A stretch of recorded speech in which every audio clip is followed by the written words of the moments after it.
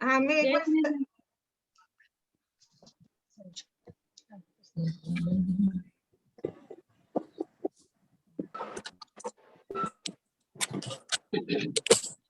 इंद सदवंदियानम तिवन हिद मधुर विसद अंतातीत गुणाणम नमोजिनानम जिद भवानम सरस्वती नमस्तुभ्यं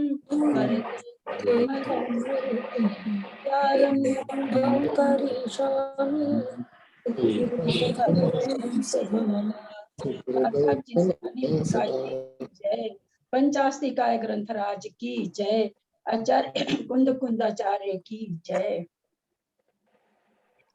आज हम गाथा भी नहीं देख पाए। आज बहुत जगह केवल धातु चतुष्क पता करने में लगे रहे। बहुत से लोगों ने तो ये कहा नाम ही नहीं सुना है। बहुत से लोगों ने कहा हम बस इतना जानते हैं धातु है, 4 धातु हैं। क्यों हैं, किस लिए हैं? आज तो मुझे बहुत जगह मैंने बात की, कहीं से भी मुझे इसका जवाब नहीं मिला। बस एक ही जवाब मिला जो पंचास्तिकाय पुलक भैया पढ़ा चुके हैं, उनसे भी मैंने पूछा तो बोले मैं इसके बारे में ज्यादा कुछ नहीं जानता हूँ, बस धातु है। तो आज तो मैं आप लोगों को क्यों इसको धातु कहते हैं, ये धातु क्यों है, इसका जवाब नहीं दे पाऊंगी। प्रयास में हूँ, अगर कहीं से मुझे मिल गया, कई जगह मैसेज डाला हुआ है, अगर मिल जाएगा तो मैं आप लोग को जरूर बता दूंगी। ललिता जी, जो अपने शरीर के अंदर में ना बहुत सारे धातु है ना, जो बोलते हैं बढ़ जाती है, कम हो जाती है तो बीमार हो जाते हैं। वो धातु की बात नहीं है। एक ही नाम से 9 कर्म के नाम से कितनी चीज है। 9 कर्म के नाम से 9 कर्म वर्गना है, 9 कर्म के नाम से सारे 8 कर्मों के 9 कर्म हैं, और ऐसे भी निमित्त के 9 कर्म है, तो है ना बहुत सारी चीज। किंचित कर्म को 9 कर्म कहते हैं, तो एक ही नाम से कई चीज हो जाती। उस धातु की बात नहीं है।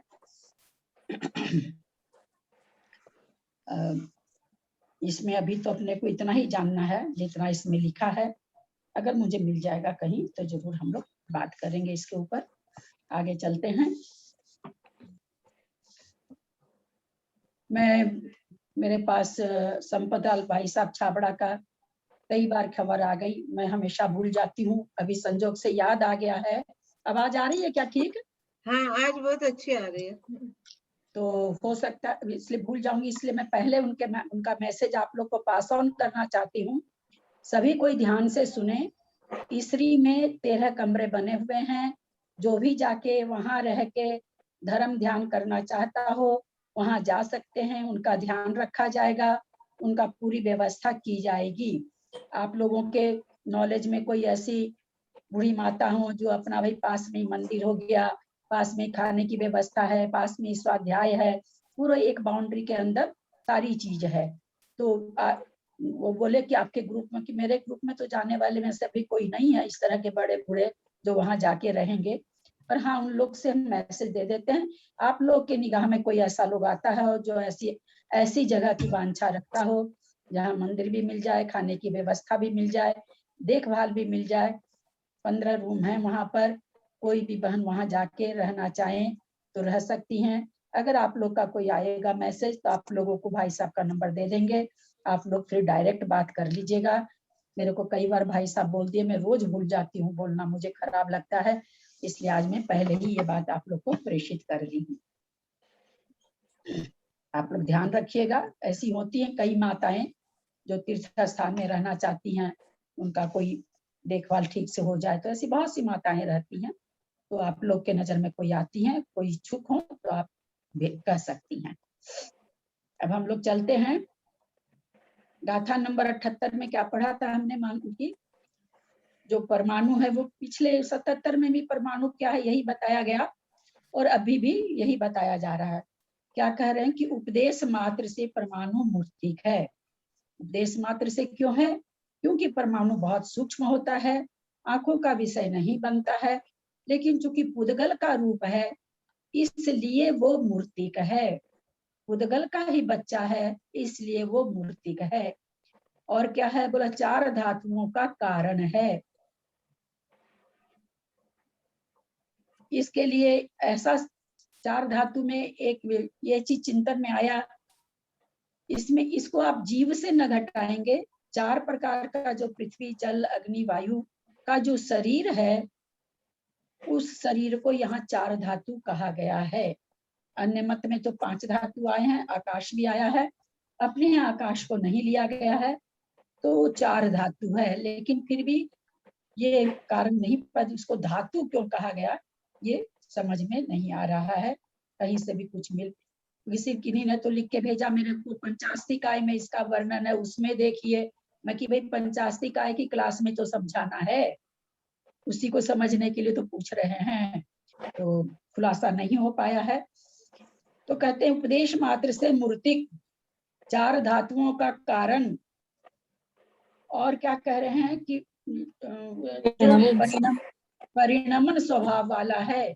परिणमन स्वभाव वाला हमने समझा था कल। 2 तरह से हम कह सकते हैं, स्कंध रूप परिणत होता है इसलिए परिणमन स्वभाव वाला है, अथवा उत्पाद वे द्रव्य होता है इसलिए परिणमन स्वभाव वाला है। यहाँ दोनों चीज को लिया जाएगा। और क्या कहा कि शब्द रहित है, यद्यपि वो शब्द का कारण है परंतु खुद शब्द से रहित है। एक परमाणु से भाषात्मक रूप शब्द की उत्पत्ति नहीं हो सकती। आगे आचार्य बताएंगे, किंतु शब्द का कारण है। ऐसे परमाणु को तुम जानो अथवा जानना चाहिए, ऐसा 78 नंबर की गाथा में आचार्य की आज्ञा है। 79 गाथा ले रहे हैं। किसी को भी कुछ पूछना होगा तो आप 10 मिनट पहले हम ऑफ कर देंगे, क्योंकि थोड़ी जिज्ञासा होती होगी, तो आप लोग सब पूछ लीजिएगा। सद्दो खंदप भवो खंदो परमाणु संग संगादो पुट्ठेषु तेषु जायति सद्दो उपपादगो नियतो। सद्दो खंदप भवो खंदो परमाणु संग संगादो पुट्ठेषु तेषु जायति सद्दो उपपादगो नियतो। मुझे ऐसा लगता है, ऐसा आभास होता मन में, अब कुछ कुछ शब्दों का अर्थ आप लोगों को भी आने लगा होगा बिना किताब देखे। सद्दो, क्योंकि पीछे 2-3 गाथा से सद्दो आ रहा है। सद्दो मतलब शब्द, खंदप भी शब्द आ रहा बार बार, अस्कंध ये जरूर भाव भासना हो गई होगी। खंदप उपभवो, उपभवो उत्पन्न, स्कंद से उत्पन्न, खंदो अस्कंद, अस्कंद से उत्पन्न होने वाला अस्कंद। परमाणु संग संघादो, कैसे बनता है वो? परमाणु संग, परमाणु के मेल से, परमाणु जो मिला उसके मेल से जो समूह बन गया परमाणुओं का, उस समूह से स्कंद उत्पन्न होता है। पुट्ठेषु तेषु जायति, पुट्ठेषु आपस में एकदम सटा सटा होने पर, जैसे एक चीनी का डब्बा है और एक मैदे का डिब्बा है, दोनों के आपस में सटने में अंतर है, या एक बालू है एक सीमेंट है। हमको खूब बढ़िया से भाव भासना हो सकती है कि दोनों ही सटे हुए हैं, चीनी भी आपस में सटी है, बालू भी आपस में सटी है, फिर भी इनका सटना मैदा अथवा आटे जैसा नहीं है, सीमेंट जैसा नहीं है। सीमेंट और इसके कण तो हम उसका एक कण अलग नहीं कर सकते। ऐसे क्या कर पुट्ठेषु, क्या छुआ हुआ होने पर, कैसा छुआ हुआ? ऐसे जैसे चीनी एक दूसरे चीनी का दाना एक दूसरे को छू रहा है। पुट्ठेषु, पुट्ठेषु मतलब खूब भली भांति छुआ हुआ। आटा का कण भी आटा के कण को छू रखा है, मैदा का कण भी मैदा के कण को छू रखा है, सीमेंट का कण भी सीमेंट को छू रखा है, और चीनी का कण भी चीनी को छू रखा है। पर छूते हुए भी चीनी का छूना सीमेंट का छूने में बहुत अंतर है। तो वहां यहाँ पर यह करें छुआ हुआ, पुट्ठेषु छुआ हुआ होने पर, या छुआ हुआ कैसा? जिस तरह से इसके अणु मिले रहते हैं आटे के, मैदा के अथवा सीमेंट के। तो छुआ हुआ होने पर, क्योंकि परमाणु तो उससे भी बहुत सूक्ष्म है, मैदा आटा ये तो बहुत बड़े बड़े, तो हम लोगों को एक दाना भी गिरा रहता है तो दिखाई दे जाता है। छुआ होने पर तेसु उनसे जायदी उत्पन्न होता है। वो छुआ हुआ होने से, इस तेसु यहाँ किसके लिए आया? पुट्ठेसु। ध्यान देंगे, पुट्ठेसु पहले भी बताया गया है कि विशेषण के हिसाब, विशेष्य के हिसाब से विशेषण होता है। तो पुट्ठेसु भी सप्तमी का बहुवचन, पुट्ठेसु भी सप्तमी का बहुवचन। तेसु का विशेषण है पुट्ठेसु। वे आपस में मिले हुए, कैसे मिले हुए? पुट्ठेसु, एकदम मतलब वैसे चिपके हुए नहीं है, लेकिन बिल्कुल सटे हुए। ऐसे होने से उत्पन्न होता है, क्या उत्पन्न होता है? शब्द। सद्दो, सद्दो मतलब शब्द। उपपादगो नियदो, माने जो वो सटे हुए हैं आपस में, वो फल के, सॉरी, शब्द के उत्पादक में निश्चित, नियदो माने नियम से, निश्चित से। सब गाथा के शब्दों का अर्थ देखा। अब इसको हम ठीक से समझते हैं। सद्दो खंडप भवो, शब्द से अस्कंद उत्पन्न होने वाला। परमाणु संग संगादो, शब्द अस्कंद से उत्पन्न होने वाला है। जो शब्द की हम लोग को शंका हो रही थी कि परमाणु को जब कहा गया, ये खुद तो अशब्द है, परंतु शब्द की उत्पत्ति में कारण है। कैसे कारण है? सद्दो खंडप भवो, खंडप स्कंध से उत्पन्न होता है शब्द, और खंडो परमाणु संग संघादो, स्कंद किससे बना? तो कहते हैं परमाणु के मेल से बना। परमाणु का मेल से जो समूह बना, उस समूह का ही नाम तो स्कंद है। तो देखिए, वास्तव में तो क्या है, तो कारण कौन हुआ? परमाणु ही हुआ। लेकिन परमाणु से शब्द उत्पन्न नहीं हो रहा है। शब्द किससे उत्पन्न हो रहा है? संघात से, स्कंध से। और वो स्कंध किससे उत्पन्न हो रहा है? परमाणुओं के मेल से। परमाणु मिलकर के जो समूह बनता है परमाणुओं का, उससे स्कंध बनता है। और वह स्कंध शब्द के बनने में कारण है, शब्द की उत्पत्ति में कारण है। क्या, क्यों कारण है? वो संघात क्यों, स्कंद क्यों कारण है? तो कहते हैं तेसु पुट्ठेसु जायदी, तेसु पुट्ठेसु नियदो उपपादको सद्दो जायति। तेसु माने उनके, किनके? परमाणुओं के।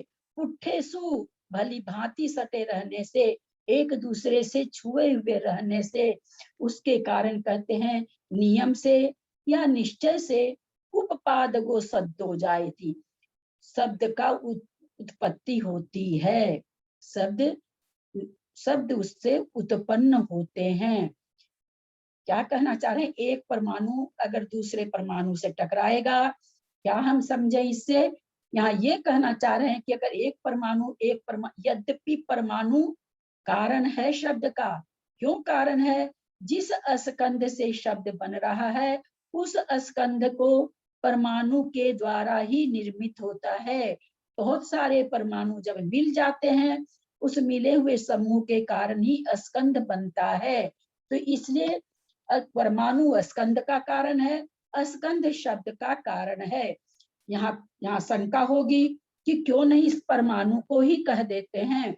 तो परमाणु से परमाणु अगर टकराता है, तो चूंकि परमाणु स्वयं में शब्द रहित है, इसलिए परमाणु से परमाणु टकराने पर शब्द की उत्पत्ति नहीं हो सकती है।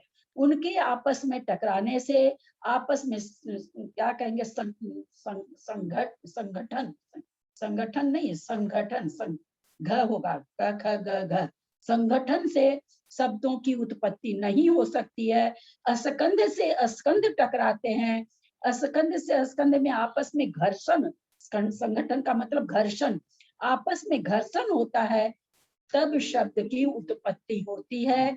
आचार्य हमें यहाँ यह समझाना चाह रहे हैं कि परमाणु कारण होते हुए भी, क्योंकि खुद वो अशब्द है, शब्द से रहित है, इसलिए साइंटिफिक वे से भी परमाणु से परमाणु टकराने से आवाज नहीं होगी। जब स्कंध से टकराएगा, आपस में घर्षण होगा, तब शब्द की उत्पत्ति होगी। दीदी एक तरफ एक परमाणु हो और एक तरफ स्कंद हो, एक परमाणु और स्कंद तो भी आवाज नहीं होगी। हाँ, तो भी नहीं आवाज होगी, तो भी नहीं होगी, दोनों क्योंकि तरफ वो स्कंद होना चाहिए। हाँ, दोनों तरफ स्कंद होना चाहिए। इस गाथा को फिर से देखते हुए हम आज थोड़ा और इस पर स्कंद पर बात करते हैं फिर और आगे। सद्दो मतलब शब्द याद हो जाना चाहिए, है ना, इसीलिए बार बार बोल रहे हैं कि आप लोग बहुत बार आ गया। खंडप स्कंध उपभवो उत्पन्न होता है। सद्दो खंडप उपभवो शब्द स्कंध से उत्पन्न होता है। जब मैं अर्थ करूं तो आप लोग गाथा देखेंगे, नीचे लिखा हुआ अर्थ भूल कर भी नहीं देखेंगे, कभी भी नहीं समझ पाएंगे। इसलिए जब एक एक शब्द का मैं अर्थ बोलती हूँ, प्लीज रिक्वेस्ट करती हूँ कि आप लोग गाथा के शब्दों पर ध्यान देंगे। सद्दो खंडप भवो, सद्दो मतलब शब्द, खंडप माने अशकंद, उपभवो माने उत्पन्न करता है। शब्द इससे उत्पन्न होता है, बोला स्कंध से। फिर कहते हैं कि भाई ठीक है, आपने कह दिया स्कंद से उत्पन्न होता है, तो स्कंद किससे उत्पन्न होता है? तो कह रहे हैं स्कंद परमाणु संग संघादो, परमाणु संग माने परमाणु के मेल से फिर उसका जो समूह बन जाता है उससे खंडो, उससे उपभव, इसमें भी लग जाएगा, ये क्रिया दोनों में लगेगी। सद्दो खंडप उपभव, शब्द स्कंद से उत्पन्न होता है। खंडो परमाणु संग संघादो उपभव, परमाणु स्कंद संघात स्कंद परमाणु के मेल से जो समूह बनता है उससे उत्पन्न होता है। फिर अब कह रहे हैं कि भाई आपने कहा शब्द उससे उत्पन्न होता है, ये कैसे उत्पन्न होता है उससे शब्द? तो अब तेषु, तेषु क्या करें, अस्कंध, तेषु किसके लिए है? उन स्कंधों में, तेषु उन स्कंधों में, पुट्ठेषु अच्छी तरह से छुआ हुआ होने पर, अच्छी तरह से मिला हुआ होने पर, शब्दों जायती शब्दों, शब्द मिला हुआ जायदी माने होने से उत्पन्न करता है। सद्दोपपादको नियतो, शब्द शब्द का मतलब फल, शब्द का उत्पादन उपपाद होता है।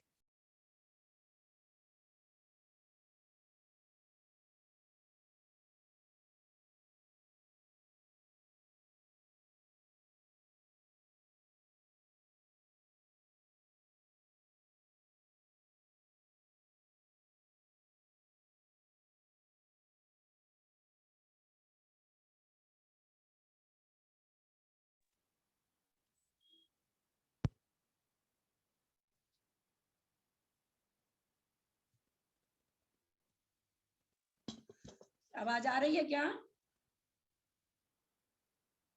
आवाज आ रही है क्या दीदी? हाँ आ रही है। तो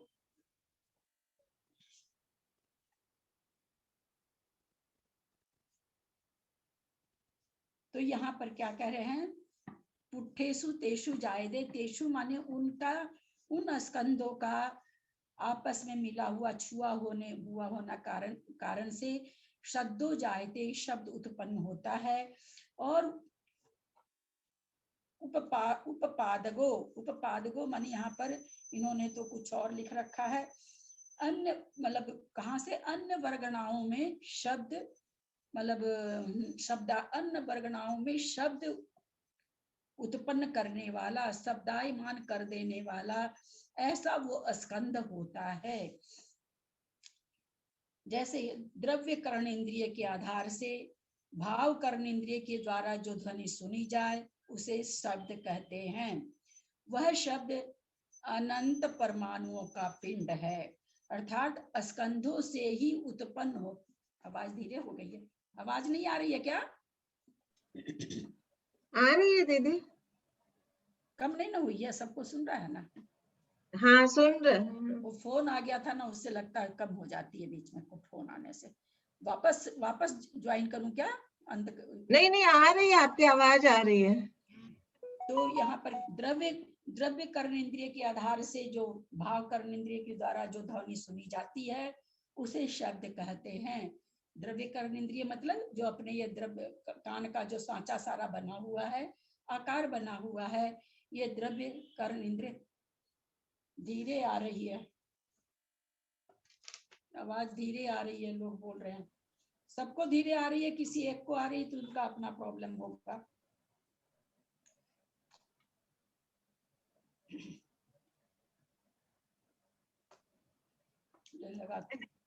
वैसे उतनी धीरे नहीं आ रही है, वैसे ठीक आ रही है, फिर भी सुना, फिर भी आप लगा लीजिए शायद।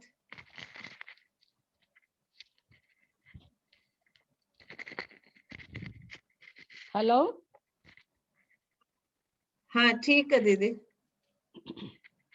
हो गई आवाज ठीक? जो मैसेज दे रहे थे वो मैसेज डालिए, आवाज ठीक हो गई क्या?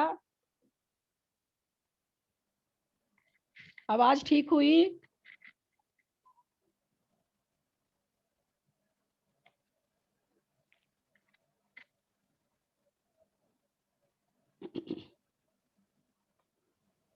हाँ दीदी आ गया मैसेज। तो द्रव्य कर्ण इंद्रिय के आधार से भाव कर्ण इंद्रिय द्वारा जो ध्वनि सुनी जाती है, शब्द किसे कहते हैं? तो उसे शब्द कहते हैं। वह शब्द क्या है? वो शब्द एक परमाणु का पिंड है। देखिए भाषा वर्गना, पहले तो हम ये समझे कि भाषा वर्गना क्या है। भाषा वर्गना 23 वर्गनाओं में से एक वर्गना है। 23 वर्गना कौन सी? पुद्गल वर्गनाएं 23 प्रकार की होती है। तो उस पुद्गल वर्गनाओं में भाषा वर्गना भी एक वर्गना है। इसका मतलब भाषा वर्गना पुद्गल वर्गना है। तो वो जो भाषा वर्गना है, वो जो शब्द हैं, अनंत परमाणुओं का पिंड अर्थात स्कंधों से ही उत्पन्न होता है। क्योंकि जब परस्पर में महास्कंधों का संघट होता है, यानी संघर्षण होता है, तब शब्द की उत्पत्ति होती है। जब परस्पर में महास्कंधों का, महास्कंध से मतलब अपने जो कल 3 लोग का महास्कंध कहे थे उसकी बात नहीं, यहाँ महास्कंधों का मतलब बड़ा स्कंध। महास्कंधों का जब संघट होता है, यानी संघर्षण होता है, टकराव होता है, आपको जो भी समझ में आए, तब शब्द की उत्पत्ति होती है।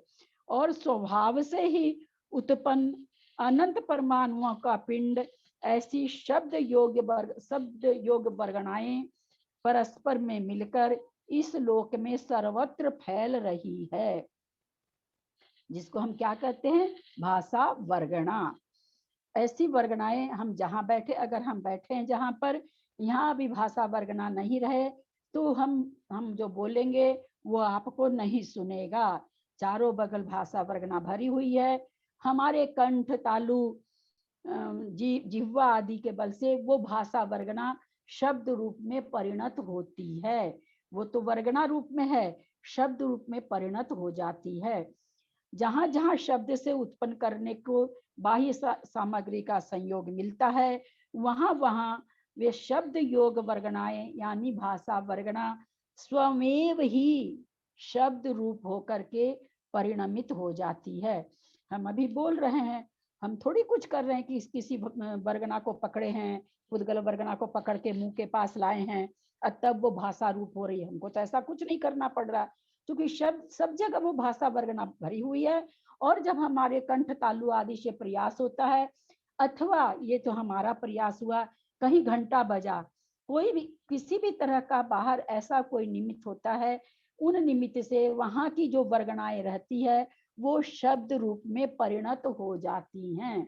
आवाज रूप में, आवाज कहिए, साउंड कहिए, उस रूप परिणत हो जाती हैं। इस कारण शब्द निश्चय से पुद्गल स्कंधों से ही उत्पन्न होता है। समझ में आई होगी बात कि एक पुद्गल परमाणु कभी भी शब्द उत्पन्न नहीं कर सकता है। जब भी शब्द उत्पन्न होगा पुद्गल स्कंधों से ही होगा। अन्य मतावलंबी शब्द को आकाश का गुण मानते हैं, किंतु यह आकाश का गुण कदापि नहीं हो सकता। यदि आकाश का गुण माना जाए तो कर्ण इंद्रिय द्वारा ग्रहण करने में नहीं आता, क्योंकि कर्ण इंद्रिय आकाश तो सभी जगह है।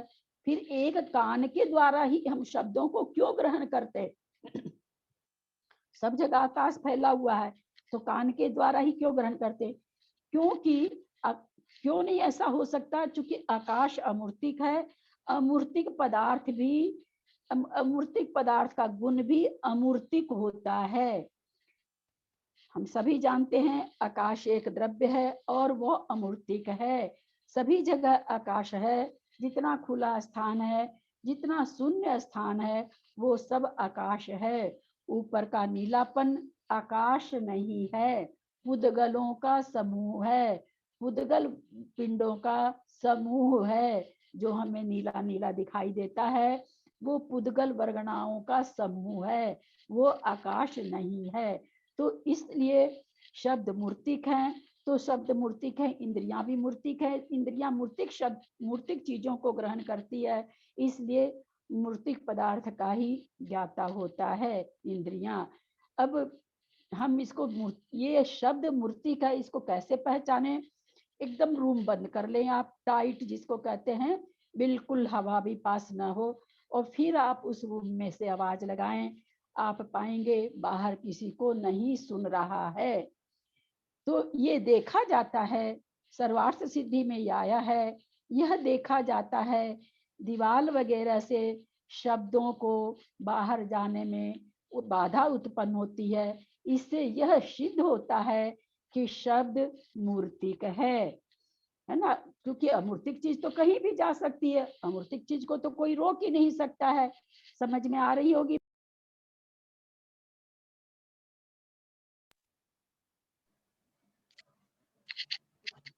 अमूर्तिक आवाज आ रही है क्या? हाँ आ रही है दीदी।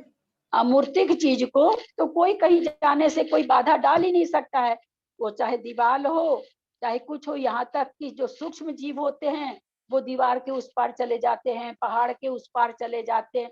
जीव जो कि शरीर के साथ है वो भी चला जाता है। तो भाषा वर्गना तो मूर्तिक देखने में तो मूर्तिक है ही नहीं, लेकिन कैसे जाना गया मूर्तिक? तो आचार्यों ने उदाहरण दिया कि दीवार वगैरह की बाधा होने से शब्द कम सुनाई देते हैं, इससे जाना जाता है कि शब्द मूर्तिक है। यह शब्द हम लोग जान चुके हैं, दो प्रकार का होता है, एक प्रायोगिक, दूसरा वैशेषिक। जो शब्द पुरुषादि के संबंध से उत्पन्न होता है उसको प्रायोगिक कहते हैं, और जो मेघादि से उत्पन्न होता है वो वैशेषिक है। जैसे बादल गड़गड़ा रहे हैं, बिजली की चमक सुनाई में बिजली की गड़गड़ाहट भी आती है, ये सब शब्द क्या है? अपने आप स्वतः ही उत्पन्न होने वाले हैं। इसको उत्पन्न करने में किसी पुरुष का हाथ नहीं है, इसलिए इसको वैशेषिक कहा गया। अथवा वही शब्द भाषा अभाषा के भेद से दो प्रकार का होता है।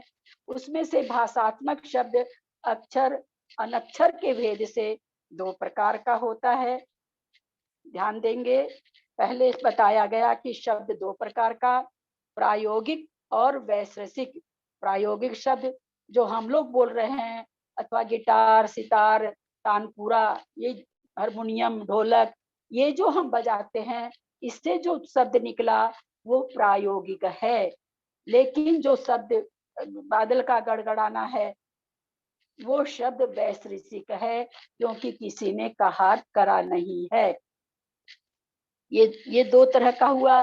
फिर दो तरह का क्या कहते हैं? भाषा और अभाषा के भेद से दो प्रकार का है। उसमें भी भाषात्मक जो शब्द है अक्षर और अनक्षर के भेद से दो प्रकार का है, जिसमें संस्कृत, प्राकृत, आर्य, मलयाछादी भाषादि रूप जो शब्द हैं वे सब अक्षरात्मक हैं। और दो इंद्रिय आदि जीवों के जो शब्द हैं तथा केवली की जो दिव्य ध्वनि है वह अनक्षरात्मक शब्द है। अभाषात्मक शब्दों के भी दो भेद हैं, एक प्रायोगिक, दूसरा वैशेषिक। प्रायोगिक शब्द तो तत्, वितत, घन, बांसुरी आदि रूप होते हैं जो किसी पुरुष के प्रयोग से होता है। तत् शब्द उसे कहते हैं जो बीना से उत्पन्न होता है। वितत शब्द ढोल आदि से उत्पन्न होते हैं। झांझ करताल आदि से उत्पन्न शब्द घन कहलाता है। बांस आदि से उत्पन्न शब्द सुशिर, जैसे सुशिर का मतलब भी बांसुरी ही होता है, तो बांस आदि से उत्पन्न शब्द सुशील कहलाता है। तो इस प्रकार ये 4 भेद हैं। और जो मेघादि से उत्पन्न होते हैं वे वैशेषिक अभाषात्मक शब्द होते हैं। ये समस्त प्रकार के ही शब्द उद्गल स्कंधों से उत्पन्न होते हैं, हमें ऐसा समझना चाहिए। बादल से बादल टकरा रहा है, बादल में तो कोई जीव नहीं है, बादल से बादल टकराया, पुद्गल का स्कंध पुद्गल से टकराया, कितनी जोर आवाज होती है। नींद में जग जाते हैं छोटे बच्चे क्या, हम लोग भी कई बार डर जाते हैं, इतनी जोर आवाज होती कि हम लोग भी डर जाते हैं। तो ये जो शब्द हैं, सबके सारे के सारे शब्द उद्गल स्कंध से उत्पन्न होते हैं। समझ में आई होगी गाथा।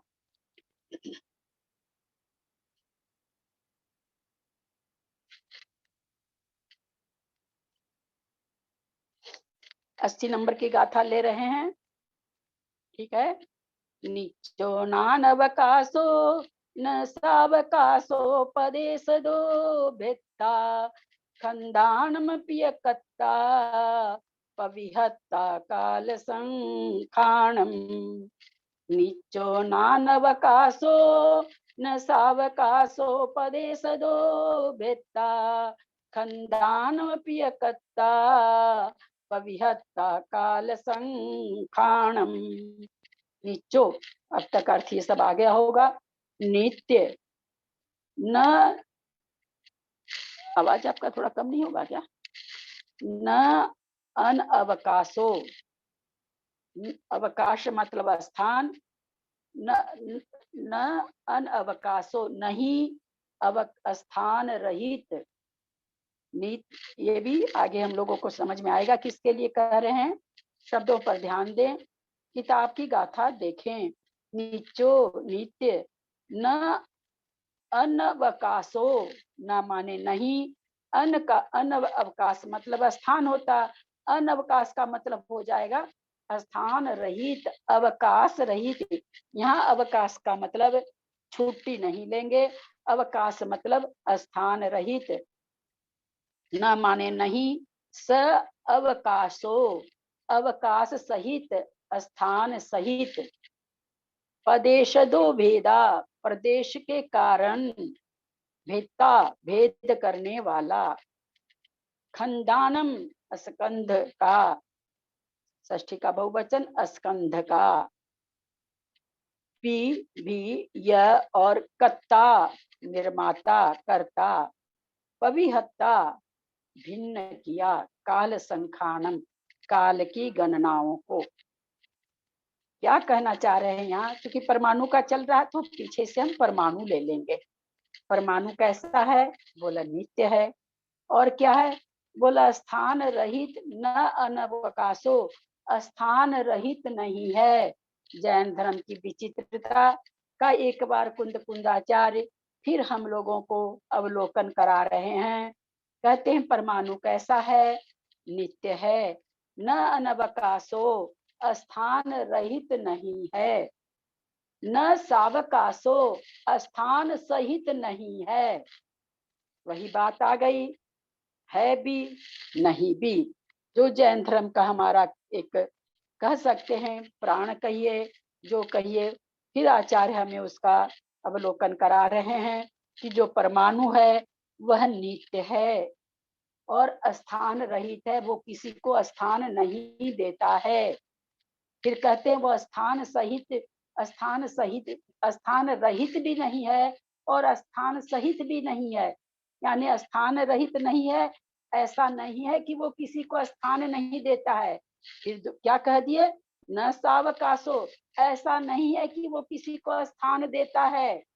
एक ही लाइन में दो विरोधी शब्द एक साथ में। नित्य वह पुद्गल परमाणु नित्य है और अवकाश रहित स्थान रहित नहीं है। फिर कहता है स्थान सहित भी, न सावकाशो, स्थान सहित भी नहीं है वो परमाणु। प्रदेश तो प्रदेश के कारण, भेदता भेद करने वाला। खंडानम, स्कंधों का पीयकर्ता कर्ता निर्माता पविहत्ता भिन्न किया काल संखानम, काल की संख्याओं को, काल की संखानम माने संख्या गणना जो भी कह दीजिए। क्या कहना चाह रहे हैं? परमाणु नित्य है और स्थान रहित नहीं है। क्यों नहीं स्थान रहित है? वो उसका जो अपना 5 गुण होता है, स्पर्श रस गंध वर्ण के जो 5 गुण उसमें पाए जाते हैं, उन पांचों को वो स्थान देता है। इसलिए वो स्थान रहित, स्थान नहीं दे ऐसा नहीं है। फिर क्या कहते हैं? न सावकाशो, लेकिन कहते हैं अन्य प्रदेशों के लिए उसके पास जगह नहीं है, क्योंकि अन्य प्रदेशों को अगर वो मिलाएगा तो क्या कहलाएगा? स्कंध कहला जाएगा। इसलिए क्या करें, एक प्रदेशी होने के कारण वो किसी को स्थान, वो स्थान सहित भी नहीं है कि आजा भैया। जैसे अपने लोग ट्रेन में बैठते हैं, अब तो खैर कौन बैठता है, ट्रेन में बैठते थे 3 आदमी, वो 3 आदमी की सीट रहती है, हाँ 3 की रहती है, उसमें 10-10 बैठ जाते थे। आइए भैया आप भी बैठ जाइए, कोई खड़ा रहता था, आओ भाई तुम भी बैठ जाओ, आओ तुम भी बैठ जाओ। हाँ, उस 3 आदमी की सीट पर 10-10 आदमी, और कहिए जनरल बॉगी में तो हमको लगता 25-25 भी बैठते हो तो कोई ठिकाना नहीं। तो यहाँ परमाणु, ऐसा आचार्य ने क्या विरोधी बात कह रहे हैं कि ऐसा मत कहना कि परमाणु किसी को जगह नहीं देता, देता है, स्थान देता है। किसको देता है? गुण को देता है। लेकिन वो स्थान नहीं भी देता है कि जो आए उससे स्थान ले ले, आ जाओ भैया तुम भी आ जाओ। बोला नहीं, वो स्थान नहीं देता है। क्यों नहीं दे पाता है? क्योंकि वो स्वयं एक परदेशी है। किसी को भी स्थान देगा तो 2 परदेशी 3 परदेशी बन जाएगा, वो परमाणु रह ही नहीं जाएगा। तो कहते हैं कि वो स्थान रहित भी है अन्य प्रदेश के लिए, और प्रदेशों को वो जगह दे दे, नहीं ऐसा नहीं होता। इसलिए वो स्थान नहीं देने वाला भी है और स्थान देने वाला भी है। और क्या कह रहे हैं? पदेश दो भेदता, स्कंद का भेद करने वाला भी है। मतलब क्या हुआ? परमाणु कब उत्पन्न होता है? स्कंदों का भेद करते जाओ।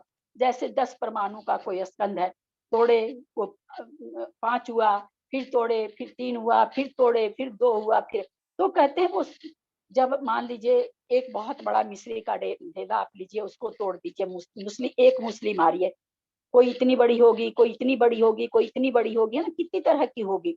तो कहते हैं, तो आप क्या कहेंगे? अरे भैया ये मिश्री तो छोटी छोटी हो गई, ये अभी बड़ी है। तो ये भेद कहाँ से हो रहा है?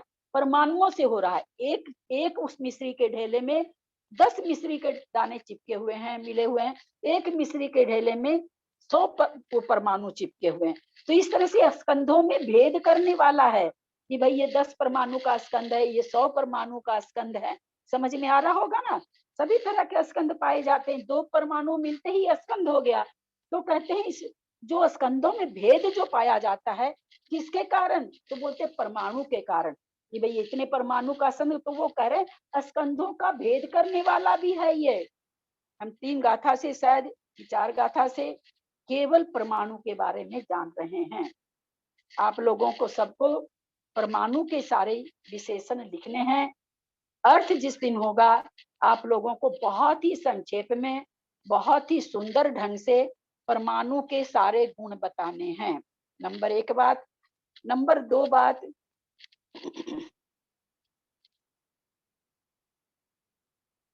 गाथा नंबर 69 सबको याद करनी है।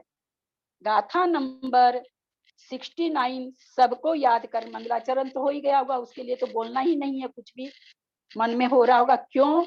इसलिए कि हमें भाव भासना रहे, अपने कर्मों का कर्ता और भोक्ता हमारी आत्मा ही है। जो हम निश्चय से अपने को मान के बैठ गए हैं कि हमारी आत्मा तो शुद्ध है, हम सारे दिन ध्यान करते हैं, मैं शुद्ध हूँ, मैं बुद्ध हूँ, मैं नो कर्म रहित हूँ, मैं द्रव्य कर्म रहित हूँ, मैं फलाने चीज से रहित हूँ, मैं निद्रावरण से रहित हूँ, मैं निद्रा से रहित हूँ। आपको ये भाव भासना रहे, नहीं, सारे कर्मों के कर्ता भोक्ता ये आत्मा ही है। कोई आपको अगर बोले तो इस गाथा को कुंद कुंदाचार्य को काटने वाला कोई पंथ नहीं है। अभी आप इस गाथा के बल पर उसका मुंह बंद करा सकते हैं। ये उपसंहार रूपी गाथा है, जो सारी गाथाओं का निचोड़ आचार्य ने 69 नंबर की गाथा में दिया है। सब कुछ घुमाते फिराते खूब बाग बगीचा दिखाया आचार्य ने, खूब बाग बगीचा दिखा के और अंत में लाके बिजड़ वन में, बीहड़ वन में खड़ा कर दिया कि भैया कर्ता भोक्ता तुम ही हो और कोई नहीं है। तो सारा बाग बगीचा दिखा दिए, निश्चय से तुम शुद्ध हो, ऐसे है वो है, उसका कर्ता नहीं है, उसका खूब तरह के बगीचों में घुमाया आचार्य ने, घुमा घुमा के लाके क्या बीहड़ वन में पटक दिया कि तुम ही करता हो, तुम ही भोगता हो। तो हमें इस बीहड़ वन को जीतना है तो हमको ये गाथा याद करनी चाहिए, ताकि हमें भाव भाषा हमेशा रहे कि मैं जो भी कर्म कर रहा हूँ, अच्छा या बुरा। कई बार होता है अपने लोग के मन में आता है कि देखो मैं इतना मतलब अच्छा से कर रहा हूँ, कोई नहीं जान रहा है, कोई और मान लीजिए घर में कोई दूसरा का नाम हो रहा है, हम संसार में जताने का भाव नहीं रखें। हम जो हमारा कर्म बंध रहा है उस पर ध्यान रखें। अगर हमने अच्छा किया है तो हमको अच्छा फल मिलेगा मिलेगा मिलेगा। नहीं भी घर में कोई आपको जाना कि आपने आज 5 किलो आटा पीसा 4 बजे उठ करके, आपके मन में होता कोई नहीं जाना, मैं तो 4 बजे से उठ के खट रही हूँ, 4 बजे से उठ के ये किया वो किया वो किया, होता हम लोग के मन में। अब मैं थक गई, मैं थोड़ा लेटना चाहती हूँ, लोगों को लगता है ये तो लेटती है, तो लोग जाने, कुछ नहीं होगा लोगों के जानने से। किसके जानने से होगा? कर्मों के जानने से होगा। वो अगर ठीक ठाक है तो हमारा अगला जन्म ठीक ठाक हो जाएगा, नहीं तो नहीं। इसलिए इस गाथा को बिल्कुल जो जो लोग सामायिक करते हैं रोज इस गाथा को सामायिक में एक बार बोलिए, इसके अर्थ की भाव भास ना करिए। हम लोगों को केवल पढ़ना नहीं है, थोड़ा थोड़ा कुंद कुंद आचार्य जैसे को पढ़ के अगर हम लोग अपने जीवन में थोड़ा भी बदलाव नहीं लाते हैं तो हमारे लिए ये घाटे का सौदा होगा। अब हम आते हैं अपनी गाथा पर। तो यहाँ से गाथा नंबर 77 से परमाणु का चल रहा है, नहीं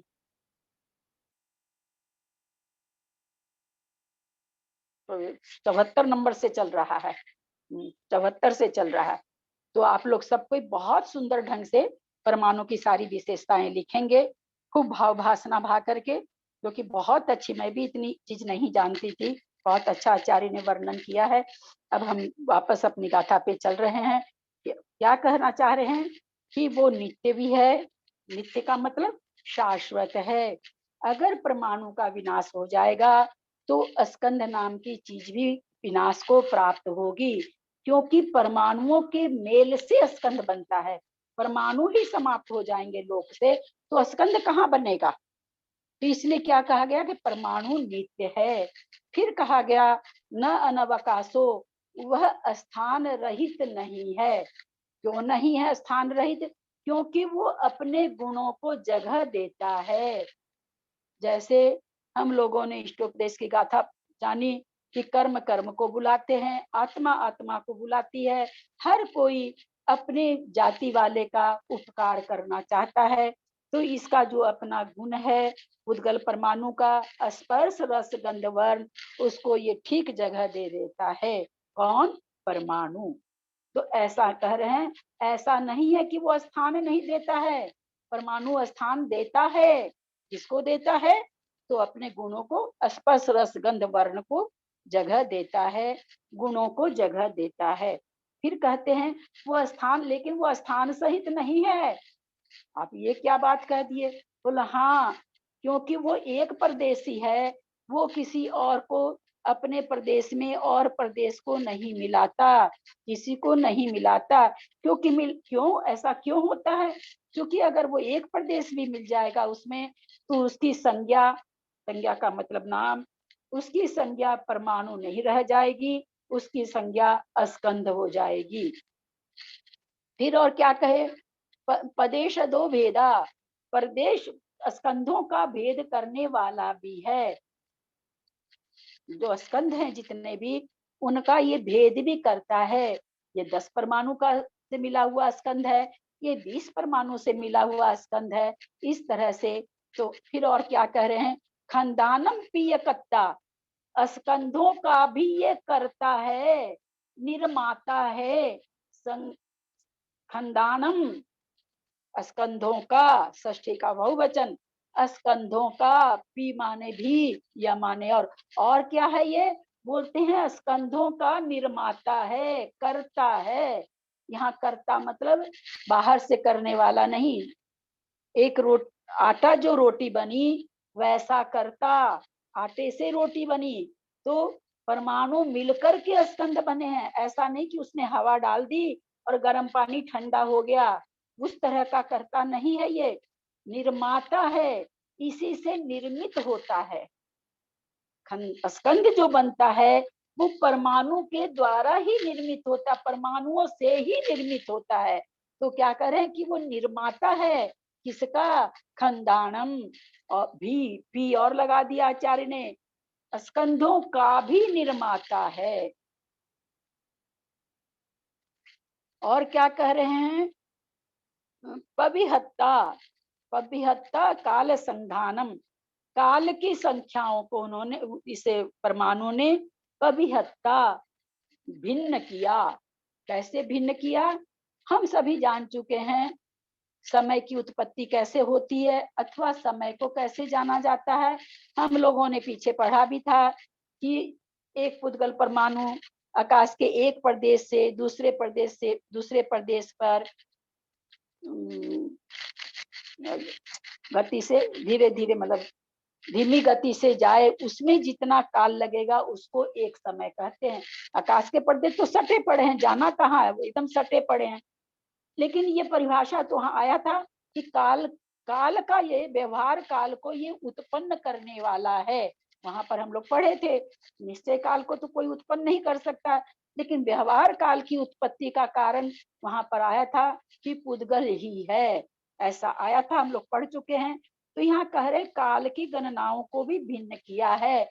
भाई एक प्रदेश से दूसरे प्रदेश पर गया तो एक समय, और आगे हाँ मंद गति से, नहीं याद आता है, धीमी गति से बोली, बात तो एक ही है।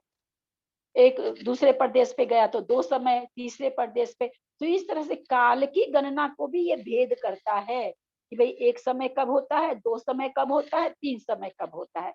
तो यहाँ पर ये कहना चाह रही, ये परमाणु ही है जो काल के भेदों में भी भेद करता है, काल की संख्या में भी भेद करता है।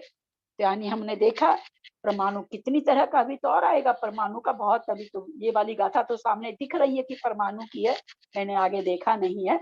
तो कितनी कितनी बढ़िया से बता दिया आचार्य ने, परमाणु नित्य है। क्यों नित्य है? क्योंकि परमाणु अगर समाप्त हो जाए तो स्कंद कहाँ से बनेंगे। न अनवकाशो, अवकाश स्थान रहित नहीं है। ऐसा नहीं है कि उसके पास स्थान नहीं है स्थान, परंतु किसके लिए?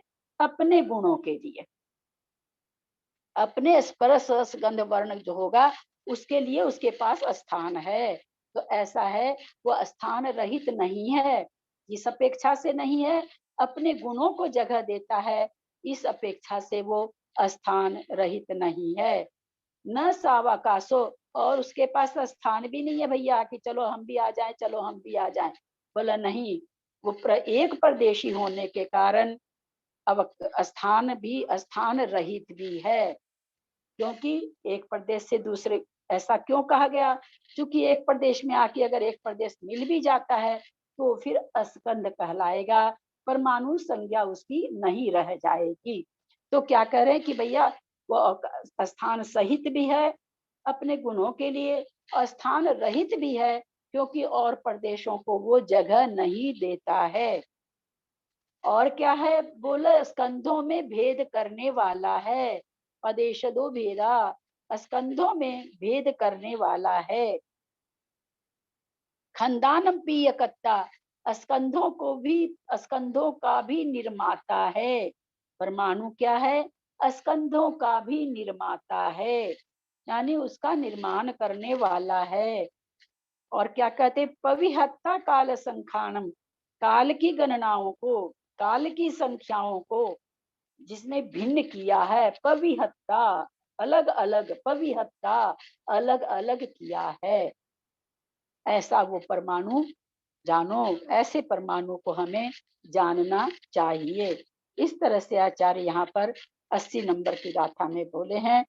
किसी को कोई प्रश्न है तो चूंकि और गाथा नहीं लेंगे, गाथाएं थोड़ी सी गहरी है, ज्यादा लेने से दिमाग से निकल जाएगी, इसलिए यहीं पे समापन करते हैं। आप लोगों में से किसी को भी कोई प्रश्न है तो आप कर सकते हैं। सुशीला छाबड़ा,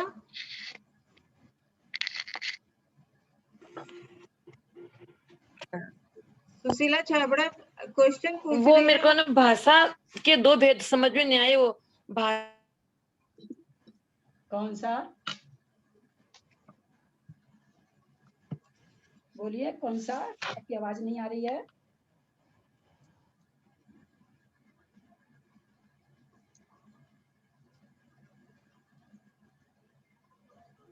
सुशीला जी पूछिए। हाँ मैं बोल रही हूँ, आवाज नहीं आ रही है। हाँ, आ रही मेरे है। को जो भाषा वाला समझ में नहीं आया, निरक्षर साक्षर जो संस्कृत प्राकृत भाषा बोले ना, 2 इंद्रिय वाला, वो समझ में नहीं बैठा। शब्द 2 प्रकार का जो शब्द 2 प्रकार का आपको समझ में नहीं आया।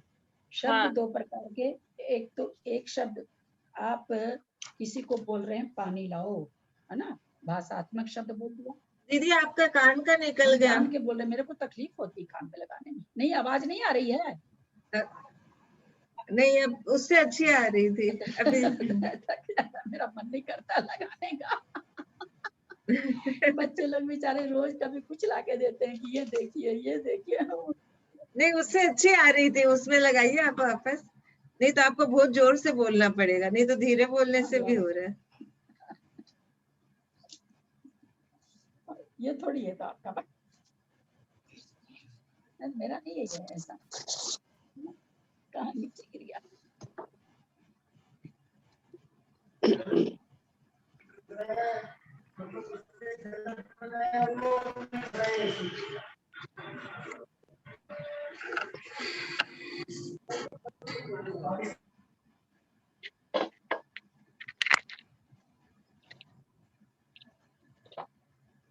हाँ हेलो। हाँ बहुत अच्छी आ रही है। आपने कहा भाषा वाला समझ में नहीं आया। भाषा का इन्होंने क्या कहा? सबसे पहले कहा कि भाषा 2 प्रकार की होती है, एक प्रायोगिक और एक वैशेषिक। ये तो समझ में आया होगा। हाँ। बादल वगैरह गरजते हैं उसको उत्पन्न करते हैं, वो प्रायोगिक। जो भी प्रयोग के द्वारा हम घड़ी घंटा बजाएं अथवा कुछ भी शंख फूंक रहे हैं, कुछ भी जो हमारे प्रयोग से की जाती है, पुरुष के प्रयोग से, वो कहलाती है प्रायोगिक भाषा। मेघ आदि उत्पन्न होती है, वो कहलाती है वैशेषिक। अब भाषा और भाषा का जो आप कहते हैं, तो संस्कृत प्राकृत है, आर्य है, मलेच्छादी है। इसमें भी मलेच्छादी की भाषा को हम बताए ही नहीं। मलेच्छादी की भाषा को अनार्य भाषा कहते हैं, और हम लोग जो हैं, हम लोगों की भाषा को आर्य भाषा कही जाती है। गर्म भूमि के मनुष्यों की भाषा आर्य भाषा होती है, मलेच्छ खंड के मनुष्यों की भाषा अनार्य भाषा होती है। ये दोनों भेद हमें जान के नहीं बताया कि बहुत भेद भेद भेद भेद। अब यहाँ पर कहते हैं भाषात्मक और अभाषात्मक। तो जो 2 इंद्रिय से लेकर के जितने भी जीव हैं, पंचेंद्रिय तक, गाय वगैरह भी देख के बोलती तो है ही ना, शब्द तो है ही है, पर हम उसमें भाषा कहाँ लगा पाते हैं ना। रंभाने की आवाज आती है, अथवा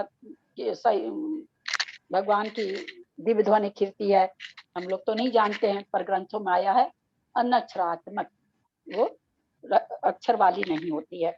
तो 2 तरह की हो जाती है, तो अक्षर वाली, जिसमें अक्षर हम लोग जिस तरह से बोलते हैं अक्षर वाली, एक बिना अक्षर वाली, जो कि 1 इंद्रिय से 5 इंद्रिय असंगी तक के, मतलब ये तक की, तो वही भाषा होती है।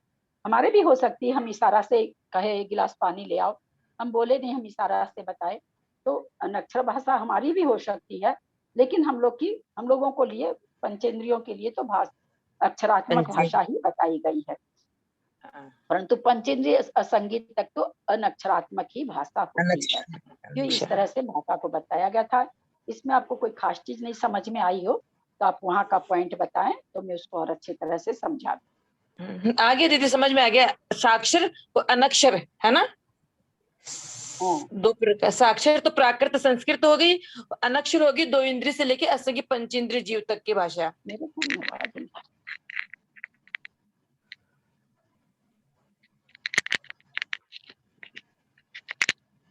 सरिता जी चेन्नई। हाँ ललिता जी, एक आपने जो द्रव्य कर्णेंद्रिय के आधार से कोई एक एग्जाम्पल दिया था ना, तो क्या बोल रहे हैं, एकदम ही नहीं सुन रहा। द्रव्य कर्णेंद्रिय के हिसाब से कोई एग्जाम्पल दिया था ना आपने। हाँ मैं वो मेरा वो कान वाला सेट नहीं था, मुझे सुना नहीं, आप फिर से बोलिए। मैं बोल रही हूँ कि द्रव्य कर्णेंद्रिय के हिसाब से एक एग्जाम्पल दिया था ना, द्रव्य कर्णेंद्रिय। हाँ हाँ भाषा, मेरी आवाज आ रही है क्या? आ रही है, मेरे को तो बहुत धीरे धीरे आ रही है, और लोगों को मुझे पता नहीं पर आ रही है, समझ में आ रही है। हाँ, द्रव्य कर्णेंद्रिय वाला एग्जाम्पल। अच्छा, द्रव्य जो आज अगर द्रव्य इंद्रिय नहीं रहे और वहां पर भले आत्मा का प्रदेश तो रहेंगे ही नहीं, पहली बात तो हमें कभी भी सुनाई नहीं देगा। हमको जो सुनाई दे रहा है अथवा जो भी इंद्रियां हैं, जो द्रव्य इंद्रियां हैं, उन्हीं के आधार से वो कार्य होते हैं। तत् संबंधी इंद्रियों के कार्य द्रव्य इंद्रिय से होती है। आभास कहाँ होता है, ज्ञान कहाँ होता है, क्योंकि आत्मा के वहां प्रदेश हैं, उसके द्वारा हमको ज्ञान होता है। सुना तो क्या, कान ने, कान का जो बना हुआ आकार, उसे वो शब्द ग्रहण किया, लेकिन वो शब्द जो हम ग्रहण किया गया वो क्या था, ये कौन जाना, ये वहां के आत्मा के प्रदेश हैं, वो इन बातों के उससे ज्ञान होता है। क्या तो उसको कहा गया भाव कर्णेंद्रिय। आत्मा के प्रदेशों को भाव कारण, भाव जहां भी घटता है आत्मा के प्रदेशों में घटता है, तो उसको कहा गया भाव कर्णेंद्रिय। और इंद्रिय कर्णेंद्रिय का जो आकार है उसको कहा द्रव्य कर्णेंद्रिय। तो कहते हैं कि उस द्रव्य कर्णेंद्रिय के आधार से भाव इंद्रिय के द्वारा जो ध्वनि सुनी जाए उसे शब्द कहते हैं, क्योंकि वही समझ रहा शब्दों को, तो उसे शब्द की परिभाषा बताई, उसे शब्द कहते हैं। हाँ पूछिए दीदी। हाँ चाची जी धोख दे रहे हैं। हाँ, चाची जी 79 में गाथा पे ना उपाद गो, इसका मतलब वो शाब्दिक मीनिंग क्या होगा? 79 गाथा में 79 उपाद गो। हाँ, पादगो नहीं तो सद्दोपादगो नहीं तो शब्द के को नियम से शब्द रूप बनाने में, शब्द रूप उसका निर्माण करने में कहिए, या शब्द रूप बनाने में दो माने नियम से अथवा निश्चय से वो कारण है। कौन? उद्गल स्कंध। इसमें फलोत्पादक लिखा हुआ है, तो ठीक है ना? हाँ, शब्दोपादको, शब्द को उत्पादन करने में ना, वो यहाँ पर तो थोड़ा अर्थ थोड़ा फलोत्पादक लिख दिया, वो गलत तो नहीं है, वो गलत नहीं है, लेकिन ना उससे थोड़ा सा समझने में दिक्कत हो रही है। ठीक है मंजू। ललिता जी, ये अभाषात्मक में आपने वो बताए थे 4, वो जो बांसुरी वाला था, क्या क्या था, तत्वितत और वो एक बार बताइए ना। हाँ, आभासात्मक शब्दों के भी 2 भेद होते हैं, प्रायोगिक और वैश्रसिक। प्रायोगिक जो प्रयोग के द्वारा हो तो वो 4 प्रकार के होते हैं। वैश्रसिक तो जो है अपनी जगह है, वो तत् वितत, ये अपने तत्वार सूत्र में भी आया है, लोग पढ़ाए भी हैं, पढ़े भी हैं, उसमें आया भी है। तत् वितत घन और सुशिर आदि रूप होते हैं। तत् शब्द उसे कहते हैं जो वीणा से उत्पन्न होता है, वीणा आदि जैसे जो भी वीणा से उत्पन्न होने का मतलब केवल वीणा नहीं, वैसे तार वाली जो भी चीज होती है, जैसे शायद सारंगी भी तार की होती है क्या, और भी तार वाली चीज होती है कई, तो उन तार वाली यंत्र से जो भी शब्द उत्पन्न होते हैं उसका नाम तत् कहा गया। और वितत शब्द ढोल है आपका, है ना, दम आदि है, बहुत तरह की चीजें है ना। अपने लोग तो इसमें बहुत पहले महाभारत वगैरह देखते थे तो उसमें दिखते थे ढोल नगाड़े हैं, ये जितने भी ढोल नगाड़े वगैरह हैं, इनसे जो शब्द निकलता है उनको वितत शब्द कहा गया। और झांझ वो करते रहते हैं, 2 प्याली जैसी रहती है, अपने ऐसे ऐसे करते हैं, उसे बजाते हैं, झांझ ऐसे ऐसे बजाते हैं, ये सब कहते हैं। इसकी आवाज को उन्होंने कहा घन, घन शब्द से इसको बताया गया। और सुशिर आदि जो शब्द होते हैं वे सुशिर शब्द कहलाते हैं। सुशिर में बांसुरी खास करके है, तो बांसुरी टाइप की कोई भी चीज, जैसे मुझे लगता है कि शंख भी इसी में आ जाएगा। शंख में भी जिस तरह से हम बांसुरी में फूंक मारते हैं, उसी तरह से शंख में भी फूंक ही मारी जाती है।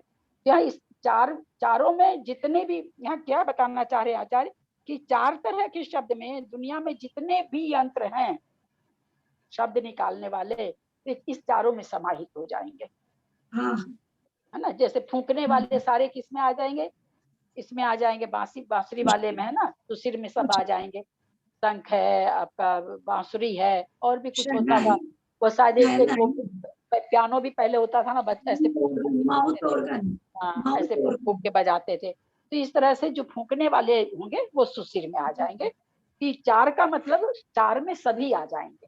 हाँ विजया जी ठोलिया।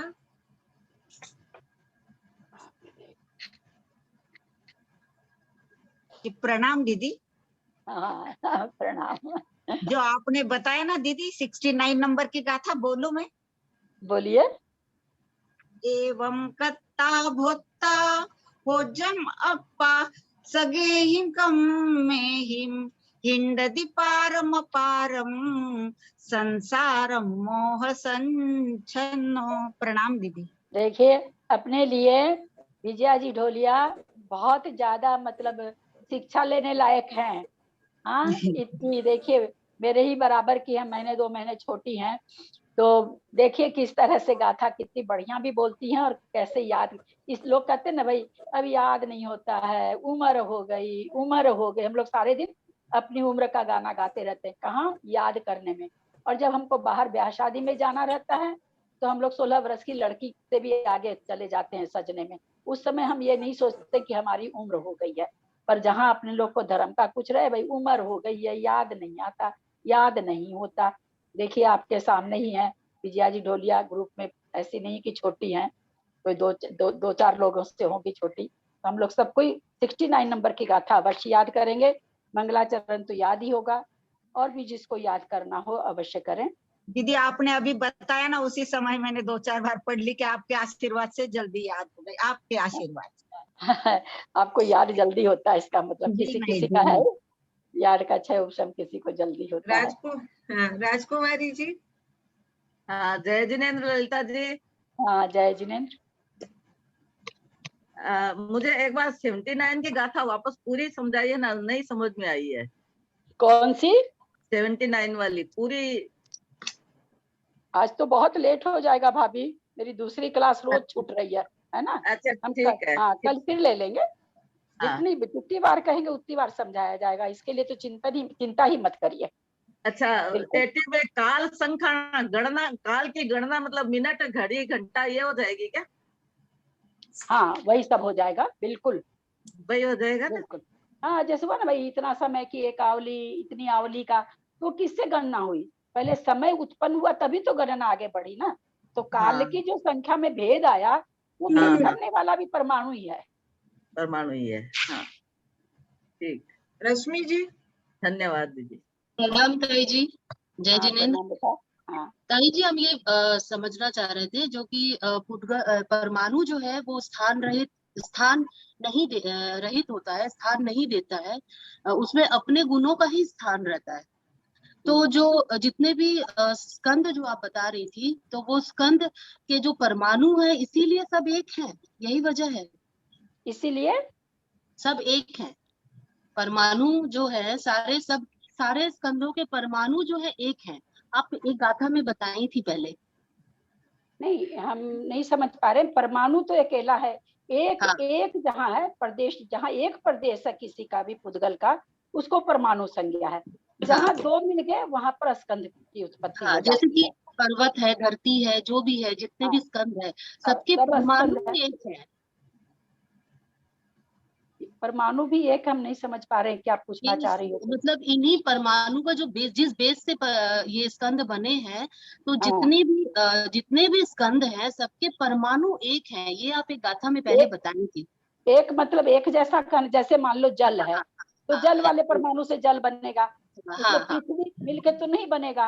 पर्वत है तो पर्वत वाले परमाणु से बनेगा, है ना। हाँ, तो उसमें 5 गुण जो बताए हैं उन्हीं से ही, मतलब उसके अलावा और कोई गुण नहीं हो सकते। नहीं, वो स्कंद में तो 20 गुण होते हैं, 20 में से कुछ भी पाए जा सकते हैं विरोधी गुण को छोड़ के। जैसे ठंडा गर्म है, हल्का भारी है, विरोधी गुण एक दूसरे के। इनमें से 4 जो स्पर्श के 8 गुण होते हैं, 8 गुण 4 गुण के विरोधी है। तो 4 में से वो स्कंद होते ही जैसे 2 परमाणु मिला, है ना। एक में रूखा गुण था, एक में चिकना गुण था। तो जो स्कंद बना उसमें रूखा गुण भी आ गया, चिकना गुण भी आ गया। तो स्कंद में तो ज्यादा गुण पाए जा सकते हैं, लेकिन परमाणु में जब भी पाए स्कंद के जाएंगे परमाणुओं तो में, स्कंद के परमाणुओं में परमाणु एक ही गुण के रहते हैं, ऐसा था एक गाथा में। जितने स्कंद है सबके परमाणु एक जैसे से होते हैं। अच्छा ललिता जी, यदि जल का, जैसे जल है, तो यदि अपन लोग है ना जल को गर्म करते हैं तो वो हवा में उड़ जाता है, तो उसका वो जो परमाणु आप बोले ना, जल का परमाणु जल ही है, तो वो हवा बन गया, तो वो हवा का परमाणु बन गया ना। वो तो एक हवा का परमाणु नहीं बना, वो वाष्प बना है। उसको हवा नहीं कहते, उसको वाष्प कहते हैं। हाँ, जैसे कोई चीज, हाँ, हवा नहीं कहा जाता, उसको वाष्प कहा जाता है। एक प्लेट भी ढक देंगे उसको, उसके ऊपर तो तुरंत उसकी भाप है जो पानी बन जाती है। हाँ, तो वो वापस पानी ही बनेगा। हाँ, ऐसे हवा जो चल रही है उसको आप रोकिए तो बनता है क्या? पानी नहीं बनता है। और लेकिन हम पानी का जो भाप बन रहा है, अपने कोई चीज भी ढक देते हैं तो उसमें से जो भी धुआं निकलता है, तो देखिए प्लेट पर पानी पानी हो जाता है, क्योंकि वो पानी रूप में ही परिवर्तित होगा। वो कभी भी धुआं बन के नहीं रहेगा, वो कहीं ना कहीं जाके पानी बन जाएगा। मान लीजिए हम खुला ही छोड़ दिए, उसमें धुआं निकलता तो और कहीं जाके पानी बन जाएगा। प्लेट ढकी रहती तो हमको प्लेट के पेंदी में पानी दिख जाता है, पर वो पानी का वाष्प है तो पानी ही बनेगा वो। अच्छा, जो अग्नि का होगा वो अग्नि ही बनेगा, चाहे उसको, मतलब उसकी गर्मी एक बार की वो खत्म हो गई है, मतलब जैसे अग्नि जल रही है। अग्नि एक ऐसी चीज है, अग्नि एक ऐसी चीज है, जैसे अग्नि जलाती है तभी अग्नि कहलाती है। अगर आप अग्नि को बुझा दो तो अग्नि का अस्तित्व खत्म हो जाता है ना। आपने पानी को गर्म किया तो पानी का अस्तित्व खत्म नहीं हुआ। आपने पृथ्वी को खोदा तो पृथ्वी का अस्तित्व खत्म नहीं हुआ। अग्नि एक ऐसा तत्व है, अथवा कहीं अग्नि एक ऐसी चीज है जिसको आप बुझा दिए तो उसका अस्तित्व खत्म हो गया। केवल ये अग्नि में ही गुण है। अग्नि जब जलती है तब अग्नि है, ऐसे अग्नि नहीं है। जबकि जल ठंडा हो, जल गर्म हो, कैसा भी हो, जल हम उसको देखते हैं कि वो जल है, जबकि अग्नि तो बुझ गई तो अग्नि की पहचान ही खत्म हो गई।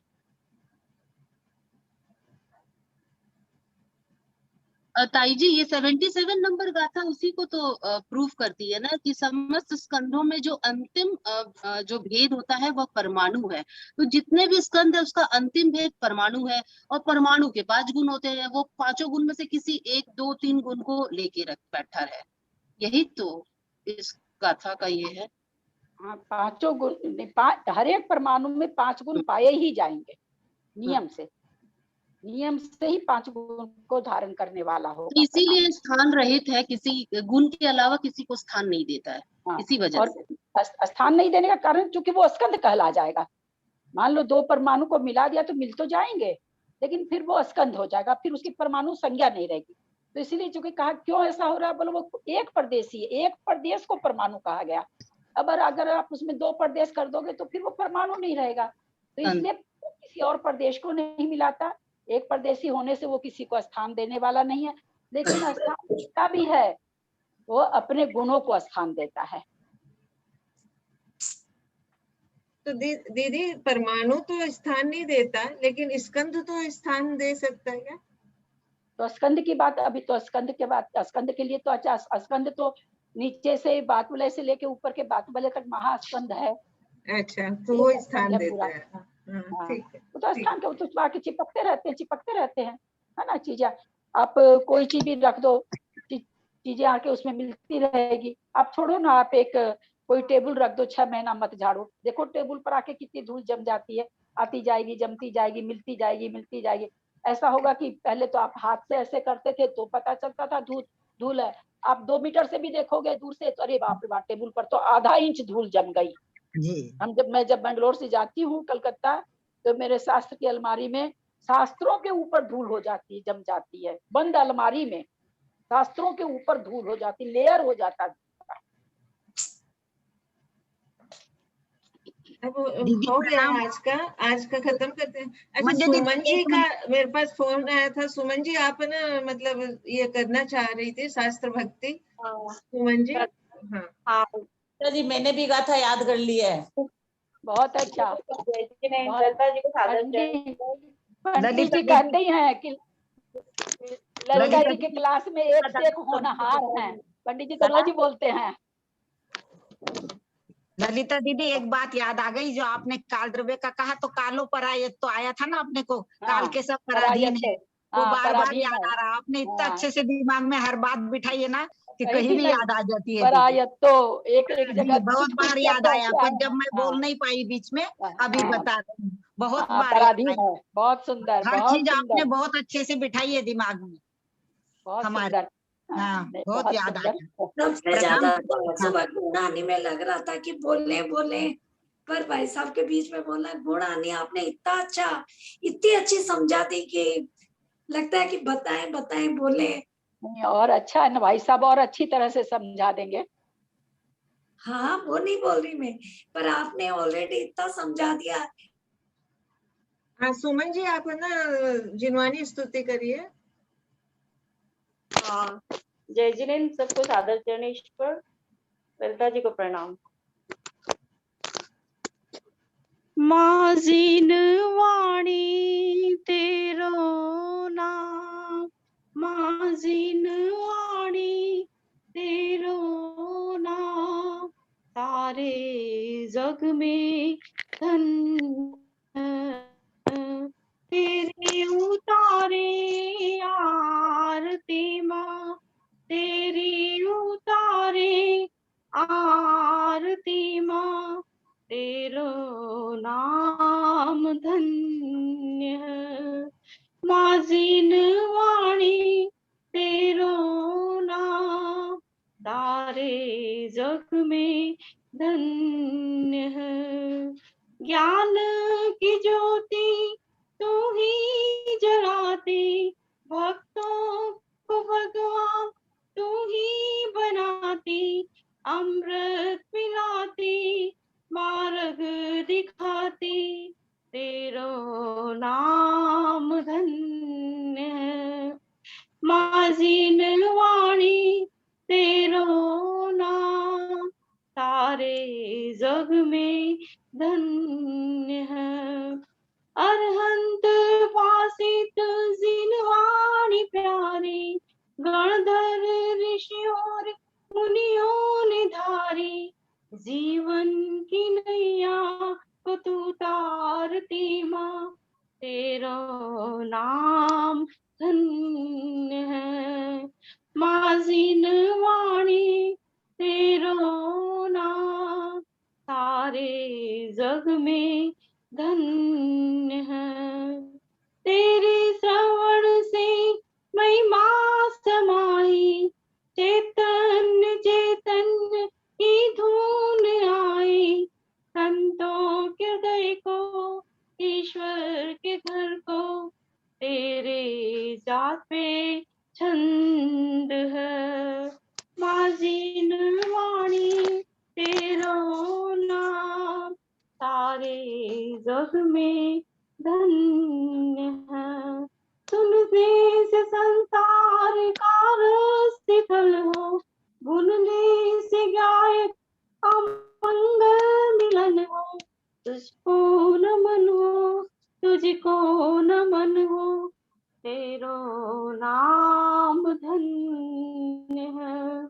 माँ जिनवाणी तेरो नाम, सारे जग में धन्य है, सारे जग में धन्य है। जिनवाणी के ज्ञान से सुजे लोकालोक, तो वाणी मस्त झुके सदा देत मुदो। हे जिनवाणी भारती तो जुगते ने, जो तेरे शरणागत शोक पावे सुचे। जय जिनेन्द्र। देखिए जगह जगह के लोग जुड़े हुए हैं तो कितनी सुंदर सुंदर जिनवाणी सुनने को मिलती है। हाँ, सब लोग बहुत अच्छा, बहुत ही सुंदर। सुमन जी आपकी आवाज बहुत ही अच्छी है, बहुत आवाज भी सुंदर। ललिता जी अपन लोग की श्रुत पंचमी आ रही है, तो अपन लोग है ना एक